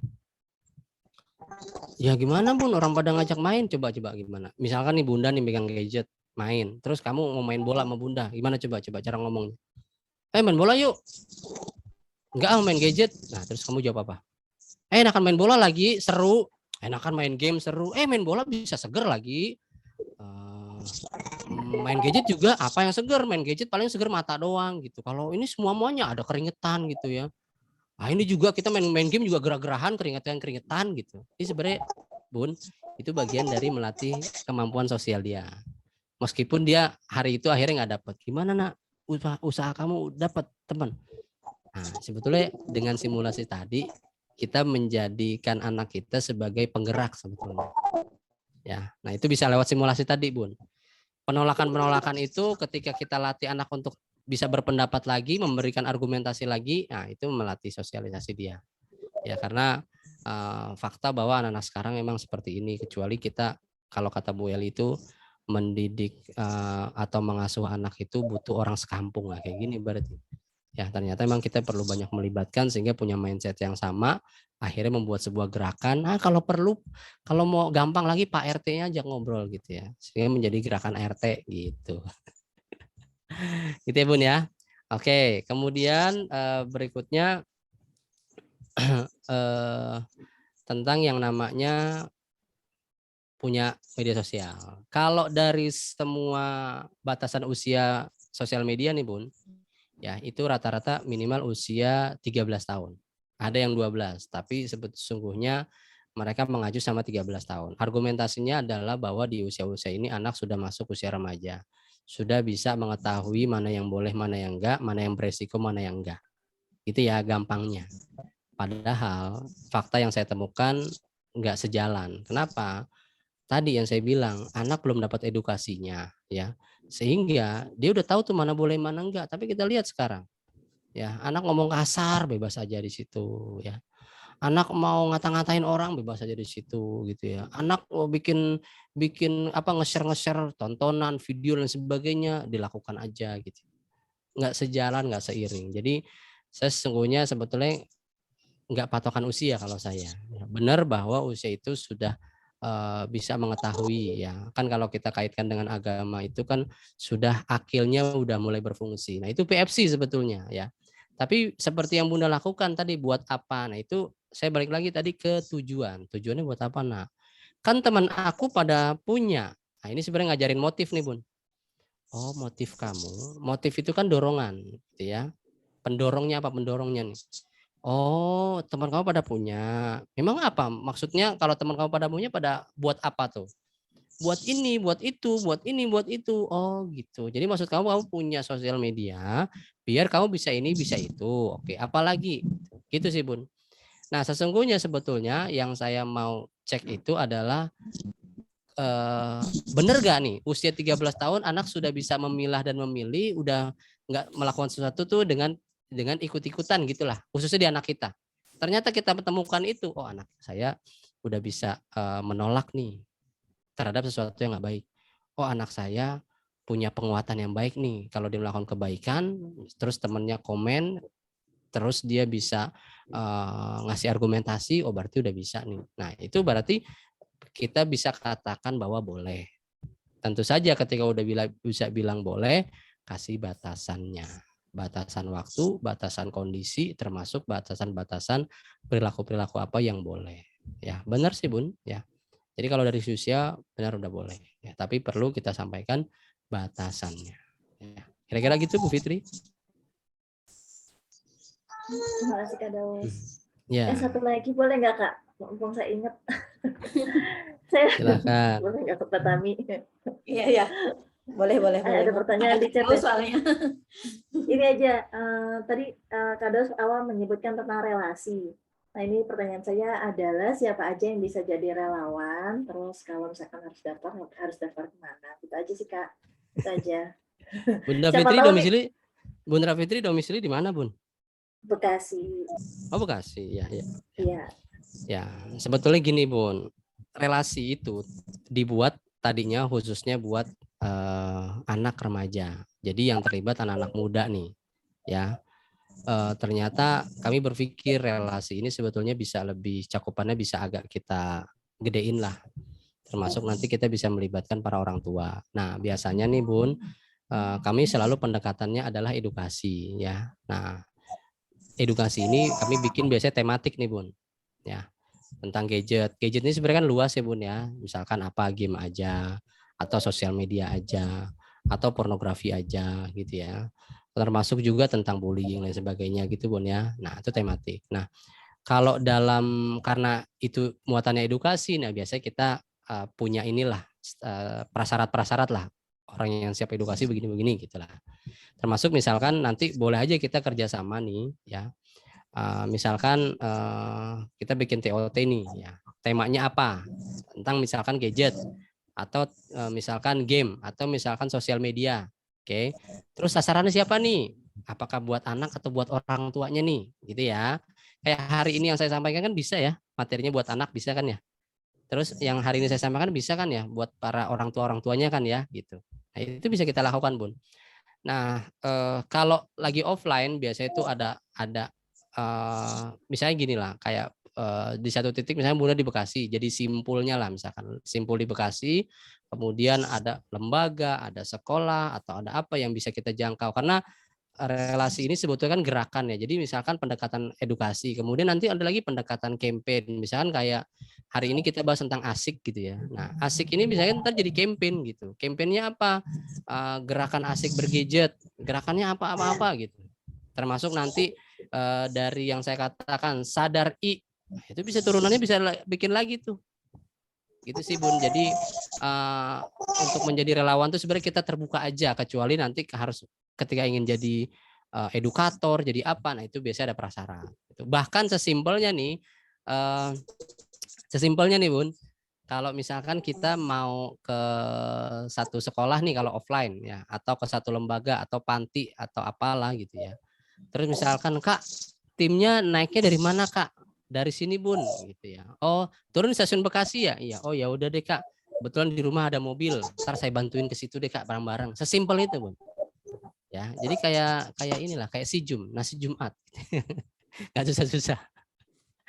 Gitu. Yang penting kita gerakan-gerakannya akhirnya menyadarkan orang yang bisa kita jangkau, akhirnya dia bisa merubah perilakunya. Kalau bahasa kedokteran sekarang digunakan itu namanya diet gadget gitu. Ya. Gitu ya Bunda ya. Ya, terima kasih Kak Daus. Ya, sama-sama. Ya, sama-sama, Fitri. Satu lagi ya Kang Daus ya, ini ada pertanyaan di kolom chat. Assalamualaikum Kak Daus, izin bertanya bagaimana mengarahkan anak-anak untuk bisa memanfaatkan gadget dengan bijak. Anak-anak bisa berprestasi, juga bisa produktif dengan memanfaatkan gadget. Ya, baik. Terima kasih Bunda yang sudah bertanya. Ini nanti akan saya rangkum dengan IK, inspiratif kreatif. Nah, gitulah ya. Jadi yang pertama nih Bun, kan ini kata kuncinya bermanfaat ya. Jadi ajarkan sama anak kita fokus sama manfaat gadget. Ya, fokus sama manfaat gadget. Fakta bahwa ada resikonya, tapi ada manfaatnya. Ajak anak kita ngobrol, nak manfaat gadget apa aja coba menurut kamu? Berkomunikasi mah, apalagi belajar mah, itu kan menurut saya masih general ya. Belajar apa nak? Belajar apa ya mah? Pokoknya belajar mah kayak buka Google segala macam. Google buat apa buka? Ya cari informasi seperti apa. Nah, agar memudahkannya nih yang tadinya masih general ya, kita gali anak kita ajak ngobrol anak kita untuk satu ya. Nah, hobi kamu apa nak? Hobi aku sebetulnya ini Bun, ngobrol. Oh ngobrol nak. Hobi kamu ngobrol nak? Iya. Diskusi mah. Oh hobi kamu ngobrol sama diskusi. Coba ya kita lihat di Google nih ya. Bisa langsung praktek. Apa sih potensi orang yang suka ngobrol atau orang yang senang diskusi? Apa sih potensinya? Tring termuncul tuh Bun. Oh ternyata dengan orang bisa ngobrol bisa ini potensinya adalah dia seorang pembicara. Dia seorang negosiator. Dia seorang marketer. Dia seorang apa. Nah mana yang buat kamu interest? Gitu Bun. Jadi bisa kita mulai dari situ hobi. Oh, wah aku mau jadi ini Bun. Negosiator. Oh kamu jadi negosiator. Kamu tahu gak nak cara bernegosiasi itu gimana? Nggak tahu. Oke kita buka lagi nak. Ini kalau belajar berdua nih Bun. Buka Google bareng-bareng. Oke kita buka ya. Ketik orang yang negosiasi kira-kira harus tahu apa. Oh ternyata ilmu komunikasi. Nah itu Bun nanti turunannya kita bisa ngajak anak bikin kurikulum bareng. Untuk membuka gadget tujuannya apa. Ya, dengan hobi tadi. Ya. Kalau sehingga dia udah menemukan bahwa komunikasi itu banyak banget. Ya, jadi anak kita sama anak tetangga bisa jadi sama buka gadgetnya, bisa sama buka YouTube-nya. Cuma anak tetangga buka YouTube ketawa-tawa, hai seru. Anak kita beda. Aku kan mau buka tentang namanya komunikasi. Gimana cara komunikasi?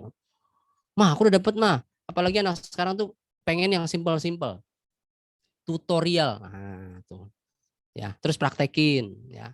Dari situ anak ketemu tuh dari hobinya. Ada lagi anak misalkan, "Mah, aku suka gambar." "Oh, kamu suka gambar? Gambar apa?" Jadi dari hobi. Yang kedua dari minat. Hampir sama dengan minat tadi. Ya. Yang ketiga itu dari yang namanya bakat. Nah, kalau Bunda lihat nih ya, kamu tuh sama teman kamu tuh senang banget main bola. Kamu kayaknya punya bakat di situ ya? Iya ya, Maya. Oke, mulai sekarang boleh nggak kita belajar kita menggunakan gadget tapi untuk yang manfaat. Kan kata kamu kan belajar gadget buat belajar kan? Iya. Belajar itu nggak cuma akademis, Nak, tapi kamu punya minat ya, bakat ini bisa kita asah. Gimana, Mah? Kamu suka bola kan? Oke, kita cek ya. Orang suka pemain bola itu kira-kira yang dibutuhkan dia bisa apa aja? Menyundul. Banyak banget ya, menggiring bola. Wah, itu kita buka di YouTube-nya banyak banget. Cara ngedribbling, cara menyundul, cara mengesut, banyak banget. Jadi dari situ anak kita udah punya tujuannya tuh. Termasuk kita bisa mulai dari cita-cita anak. Ya. Cita-citamu kamu apa, Nak? Aku mau jadi dokter, Mah. Oh, jadi dokter apa? Dokter hewan, Mah. Oh, jadi dokter hewan. Wah, hebat banget sih, Nak. Nah, tahu kan, Nak? Kan kalau kamu mau jadi dokter, itu berarti minimal nanti usianya 21 tahun, Nak. Oh, masih lama ya, Mah. Tapi kalau kamu interest dengan itu, bisa kita percepat pengetahuan yang kamu butuhkan tuh sekarang. Oh, gitu, Mah? Iya. Caranya gimana? Oke, kita lihat yuk. Dokter hewan, apa sih ilmunya? Apa sih yang bisa dilakukannya? Jadi minimal anak kita punya pengetahuan tentang dokter hewan sekarang. Kan dokter hewan ada dua nih. Dua hal yang dia harus kuasai, dokter sama hewan gitu. Dokter itu bagaimana hewan, berarti hewan peliharaan. Kucing, coba kamu pelajarin itu. Ya, jadi dia udah bisa jadi kayak orang dokter. Jadi kalau nanti misalkan dalam kondisi kita ajak ke dokter hewan, dia ngobrol sama dokter hewan beneran tuh udah cacisus. Saya yakin dong dokternya bengong tuh. Nih Bu, anaknya masih SD udah kayak dokter beneran Bu. Iya Kak, iya Pak, dia emang demen banget pengen jadi dokter hewan tuh. Jadi itu yang membuat anak kita jadi bermanfaat menggunakan gadgetnya. Dengan tujuannya, dengan pendekatan yang tadi saya katakan, hobi, minat, bakat, sama cita-cita. Ya, dari situ bisa kita arah-arahkan dan banyak banget. Jadi penggunaan gadget. Jadi jangan berpikir juga, kita bikin akun YouTube yuk gitu. Nggak begitu gitu juga gitu. Karena anak-anak kita apakah interest menjadi seperti itu atau enggak gitu. Tapi minimal dengan dia kita arahkan ke situ ya. Karena juga ada juga kan dokter yang dia jadi dokter tapi nggak minat sama dokternya, dia jadi YouTubersnya. Tapi YouTuber seorang dokter bisa kayak gitu juga. Ya, jadi jangan sampai anak-anak sekarang berpikir aku mau jadi YouTubers gitu. Tapi ternyata ketika dia jadi YouTubers ya orang mati gaya atau enggak dia melakukan sesuatu yang sebetulnya nggak sesuai gitu, misalkan dia cuplak sini cuplak situ atau dia ngapain gitu ya, yang penting aku jadi YouTubers, nggak gitu juga gitu. Tapi kalau dari minat, bakat, hobi, cita-cita itu akan beriringan ya. Kira-kira gitu ya Bunda, mudah-mudahan bisa menjawab. Iya, terima kasih Kak Dau. Sebenarnya sih masih banyak ya pertanyaan yang mau diajukan, tapi waktu yang sudah semakin sore karena memang durasinya jadi, kalau bicara gadget itu durasi 1 jam memang selalu kurang dan tidak bisa kita tidak bisa kita pendam gitu ya apa yang sudah kita rasakan sehari-hari, karena memang itu berkaitan banget dengan kehidupan kita, relate banget dengan pengasuhan kita dan pendidikan anak-anak. Jadi memang menarik sekali pembahasannya, bagaimana kita bergadget itu memang asik, dan asik itu ternyata harus kita pastikan dengan persiapan terlebih dahulu, yaitu di PCV anak ya. Jadi anak memang sebelum mengenal gadget memang harus dipersiapkan terlebih dahulu. Dan yang perlu kita perhatikan adalah bagaimana kita bisa mengimplementasikan asik tersebut. Jadi aman, kemudian sehat, kemudian juga inspiratif dan produktif ya Kak ya. Nah, sebelum kita akhiri nanti, bisa Kakak bisa berikan closing statement untuk kami para ibu yang sangat dekat dengan keseharian dengan anak-anak agar tetap menjadi wasilah buat anak-anak, mereka tetap bisa menggunakan teknologi tapi tetap juga aman tersebut. Ya, saya jadi gini, memang kan kita lagi bicara tentang generasi-generasi alpha gitu ya, generasi-generasi milenial gitu ya, yang memang gadget minded, gadget oriented ya. Pesan saya kita sampaikan ke anak-anak kita untuk beradab saat bergadget ya. Jadi punya adab saat bergadget. Karena ini penting banget, banyak kasus-kasus yang marak terjadi gitu ya. Nggak usah kasus yang diangkat ke media deh, nggak usah kasus yang viral deh gitu ya.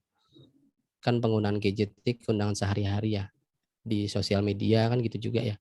Nah itu beradab saat bergadget ya.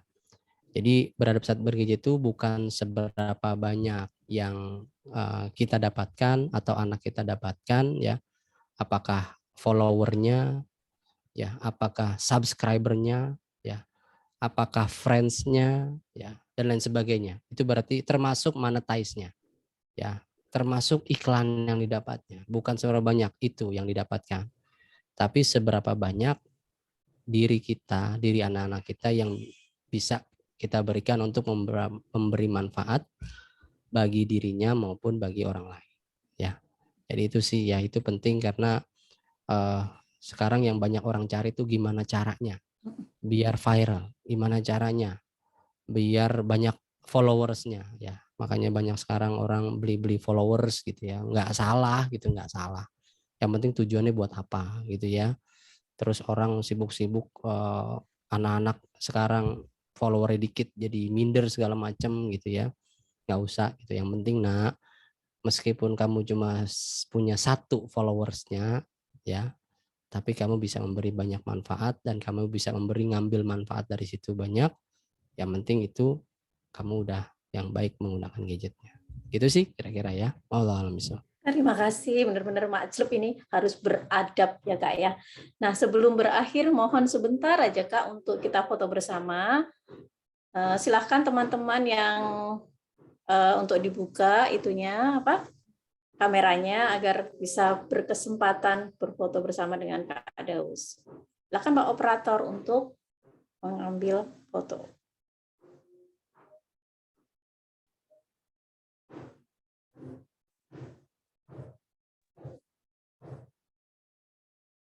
Sudah?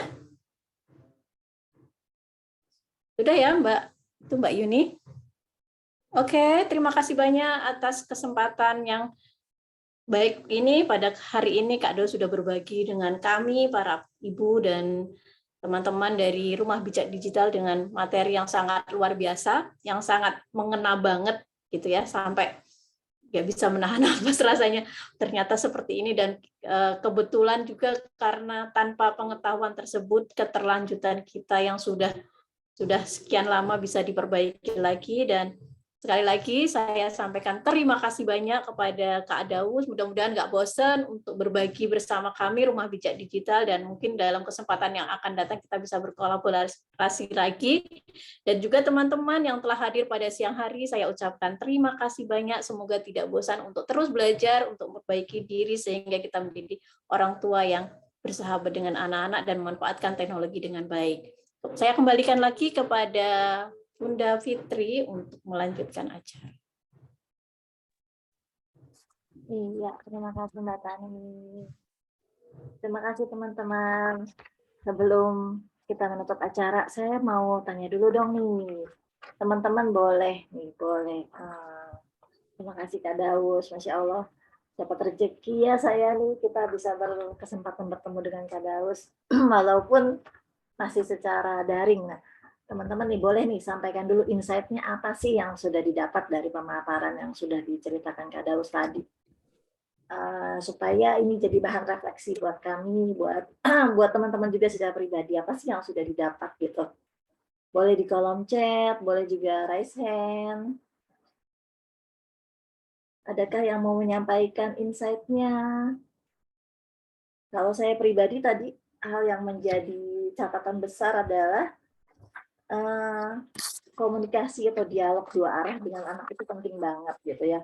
Karena tadi kalau lihat dari cara Kak Daus apa sih jadi role play itu benar-benar kayaknya kalau kita selama ini kan seringnya saya maksudnya saya mungkin seringnya itu satu arah. Nah itu tuh nggak boleh, ini gini-gini. Tapi yang tadi Kak Daus contohkan itu benar-benar iya ya, sebenarnya itu harus dibuka dialog gitu. Jangan langsung kita mungkin berburuk sangka sama anak bahwa anak itu nggak bisa diajak berubah, anak itu harus saklek begini-gini. Padahal dengan cara berdialog tadi yang saya dapat itu ada berdialog dua arah itu tadi, mungkin itu akan jadi lebih baik hubungan antara kita dengan anak gitu, dan anak pun secara sadar tadi ya. Jadi sadar menggunakan gadget asik itu secara sadar, bukan dengan paksaan gitu, bahwa tahu apa sih yang harus dia lakukan, apa sih tujuannya gitu. Gitu. Oke, silakan ada yang mau menyampaikan refleksinya. Oh ini Mbak Rizky, sebentar saya baca ya. Mbak Rizky, jadi bisa ngecek diri dan anak-anak seberapa asik kita. Sebentar ya.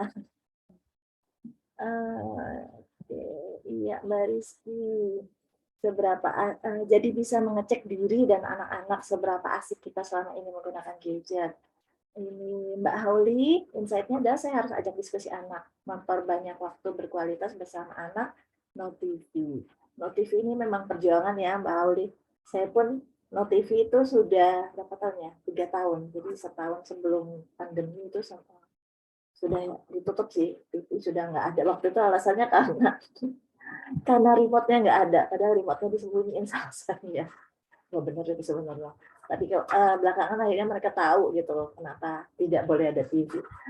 Oke, Mbak Umi Kulsum, ini tuh buat aku seperti oase, momen untuk segera berbenah dan mengambil nafas. Mengambil nafas juga kesegaran untuk merapikan alfa-alfa yang ada, Masya Allah. Makasih Kak Daus dan tim Rumah Bijak Digital.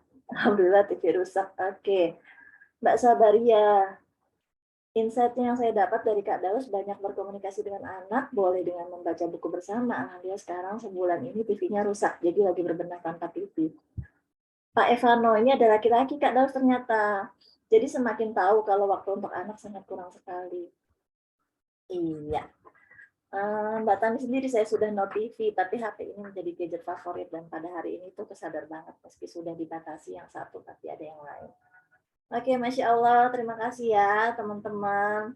Ini adalah bentuk refleksi kita, apa yang kita dapatkan hari ini, jadi introspeksi muhasabah bersama. Ya, Mbak Ayu, alhamdulillah menjadi tahu bahwa tidak boleh menyalahkan alat. Iya, jangan disalahkan alatnya, karena seperti tadi, pisau bermata dua, harus bisa menerima perkembangan zaman dengan ilmu, bukan menghindar atau bahkan mengkambing hitamkan sesuatu. Semangat bermuhasabah diri dan mendampingi anak. Mbak Shirley, alhamdulillah anak-anak langsung dengar dari Kak Daus dan mereka akan menerapkan apa yang sudah disampaikan. Terima kasih Kak Daus, Masya Allah, Mbak Shirley jauh-jauh dari Jambi ya. Mbak Syarifah dari Medan, nah ini juga jauh juga. Bismillah, alhamdulillah saat ini sedang rutin membuat kegiatan bermain bersama anak dan teman-teman kelasnya. Jadi makin yakin agar terus konsisten. Mohon doanya agar bisa bersama teman-teman lain menjalankannya bersama anak-anak kami. Amin, insya Allah. Mbak Iva jadi tahu tentang rambu-rambu asik bergadget. Oke, terima kasih teman-teman. Terima kasih banyak Kak Daus. Masya Allah, pertemuan yang sangat penuh keberkahan. Mbak Tani yang di Sulawesi dan di Kalimantan sudah asar ya. Bentar lagi buka puasa. Oke, baiklah teman-teman. Mohon maaf sekali, ini lebih dari yang direncanakan waktunya, lebih 33 menit dari yang direncanakan. Kak Daus, punten banget ternyata kita keasikan. Jadi kalau nggak di stop sama Mbak Tami tadi mau terus aja ya. Oke. Semoga apa yang kita dapatkan memberikan keberkahan untuk hari ini, untuk kita dan keluarga kita, untuk anak-anak kita, untuk Indonesia Emas. Kalau yang kemarin saya sempat ikuti di webinar nasional perempuan, Kementerian Perempuan dan Anak itu, bahwa kita akan menyongsong mempersiapkan Indonesia Emas, dan itu dimulai dari anak-anak dan dari keluarga. Oke, teman-teman, gadget merubah gaya hidup kita secara dramatis dalam dekade terakhir ini. Itu fakta yang tak bisa disanggah. Nah, salah satu hal yang paling mudah adalah belajar melalui bukunya.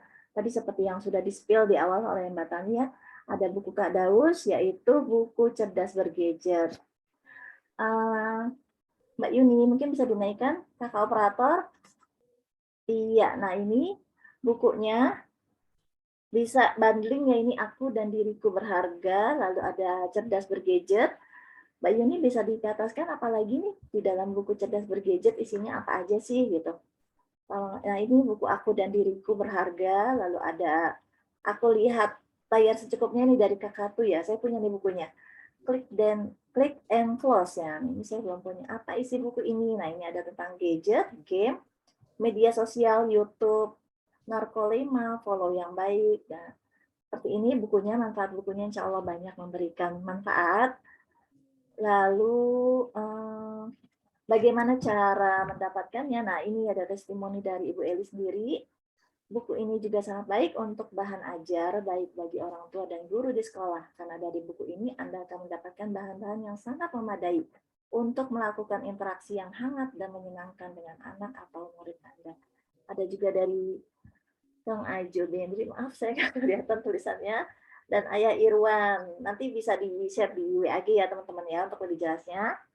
Nah, untuk pemesanan bisa di-order via WhatsApp atau DM di IG Diar. Nanti akan kami, nah ini pemesanan ada nomornya, boleh di screenshot ya teman-teman. Pemesanannya hubungi kemana untuk pemesanan. Oke. Oke, terima kasih Mbak Yuni. Terima kasih teman-teman yang sudah setia menemani kami. Terkadang untuk kita harus memutuskan sambungan untuk tetap terhubung tadi, memutuskan hubungan dengan gadget untuk tetap terhubung dengan orang-orang yang ada di sekitar kita. Ingatlah masa lalu kita ketika kita melakukan kontak mata secara langsung selama percakapan. Lalu ketika semua orang tidak melihat perangkat di tangan kita, di tangan mereka, pernah nggak mungkin ada ibu-ibu, ada ayah bunda yang merasakan hal seperti itu? Apakah kita bisa mengulang kembali momen-momen seperti itu? Kita menjadi begitu fokus pada layar kecil yang ada di hadapan kita ini sehingga kita melupakan gambaran besarnya, kita melupakan ada orang-orang di sekeliling kita yang mereka butuh kehangatan kita, butuh untuk kita perhatikan. Nah, itulah akhir kata, mari kita mewariskan anak-anak kita lebih dari gadget yang ada di sekitar kita. Paul Dudley White. Mohon maaf dari kami Rumah Bijak Digital. Terima kasih, sampai jumpa. Assalamualaikum warahmatullahi wabarakatuh. Tuh. Pamit ya Bunda semua. Assalamualaikum.